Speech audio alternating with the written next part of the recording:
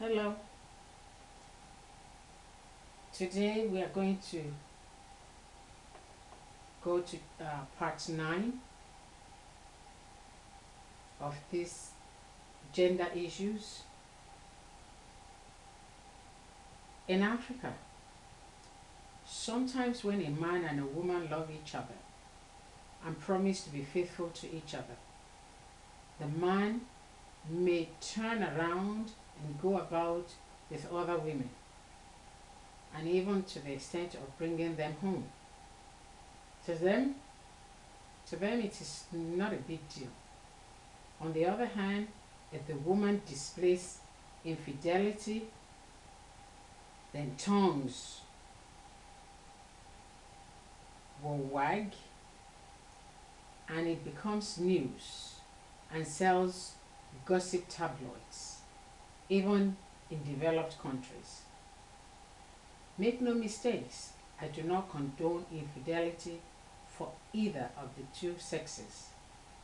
Well, how come what is good for the goose is suddenly not good for the gander? The man may claim that he does not want monotony. That is, to have the same woman in his life day in, day out, and he craves for a change. If he is tired of being with the same woman, is it possible that she might be finding it monotonous being with him alone too? The norm is, however, that she must not feel, let alone act.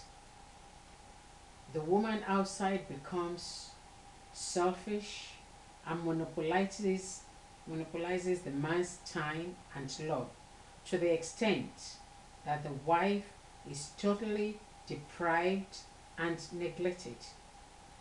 The mistress will be pestering the man to divorce his wife so that they can get married. She becomes impatient and ends up giving the man an ultimatum. Some will even go to the extreme of killing the wife. This does not occur in developing countries alone, but also in developed countries. Why are women sometimes callous? Why is it that they do not pinch themselves with a pin to know how it feels before testing it on others? The same mistresses will be so possessive of the man when they are eventually married. If the wife complains, people, mostly women, will tell her to turn the other cheek and mind her children. Did she go into the marriage just to have children? How about the love and companionship? The younger wife will complain if the husband wants to sleep in the room of the older wife. She feels that the older wife already had her turn and that she should give her a chance to enjoy her husband. The man is amused about all this. The woman feels uncomfortable, she cries, she packs out of the home, and all the while the man feels amused about all this because there is so much competition for his attention and his ego is boosted. Again, nature is unfair to the woman because the man feels that he can take his time before getting married, whereas a woman's child productivity or reproductivity is limited. The man therefore feels that in marrying a woman, he has done her a favor to have children before her biological clock comes to a halt. After years of marriage, the man suddenly feels young and he goes about with girls of his children's age, playing sugar daddy, and ridicules himself in the name of having fun. There is a belief among many tribes that if a man makes love to a woman who has reached menopause, he will have body aches. Of course, there is no scientific. This is scientifically wrong. There's no scientific proof. He is not having pain simply because she has reached menopause, but because some women experience dryness. But this could easily be fixed with lubricants. He will, however, use this excuse for his old age infidelity. If his wife complains, people will laugh at her, asking her what she needs lovemaking for at her age, as if it is only for procreation. There is an understanding in many cultures that a man can have many wives at the same time. There is nothing wrong with that, but it is believed that a woman can and should only be married to one man at a given time. Some women, to debunk this, they decide to have children without marrying any particular man, and they are therefore not subjected or answerable to any man, and can have as many men in their lives as they want. The children of such women are having only one parent to look up to instead of two, and this on its own merit is wrong, as it deprives the child of a father figure. If he decides to marry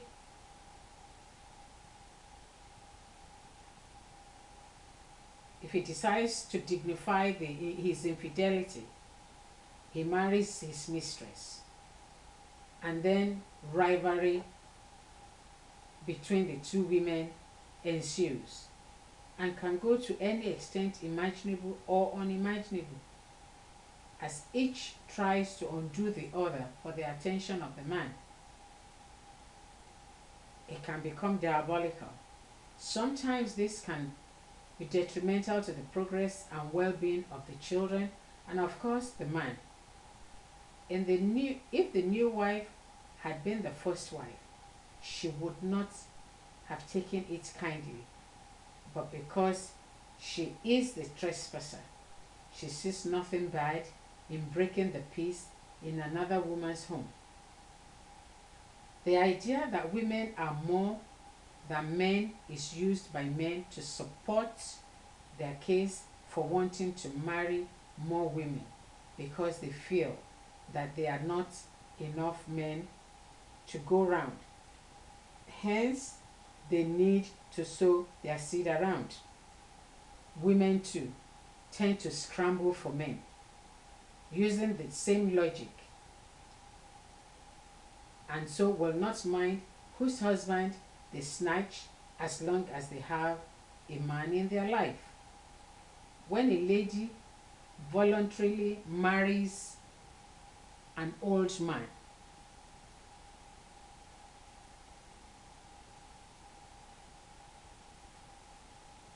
old enough to be her father, because he is wealthy, no one needs to be told that such marriage is a marriage of convenience,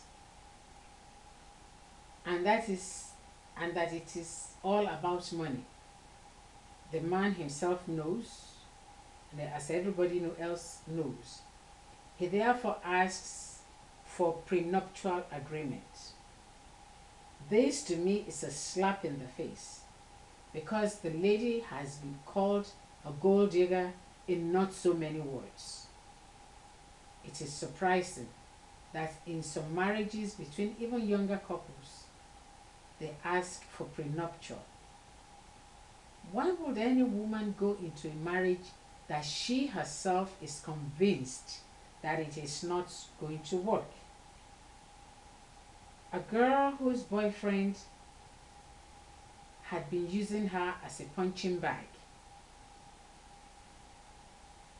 before they got married should not expect that he will treat her like a queen after their marriage.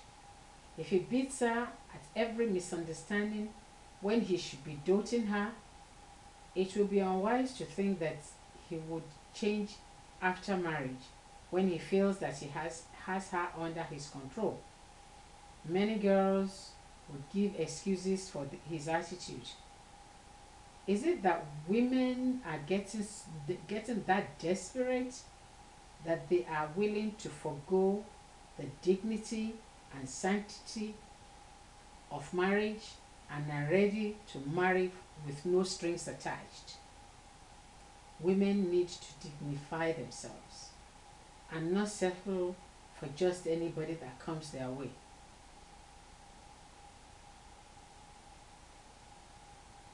I am sure that the problems that women have can be controlled and settled by the women themselves, if only we take time to look inward and see where we are going wrong.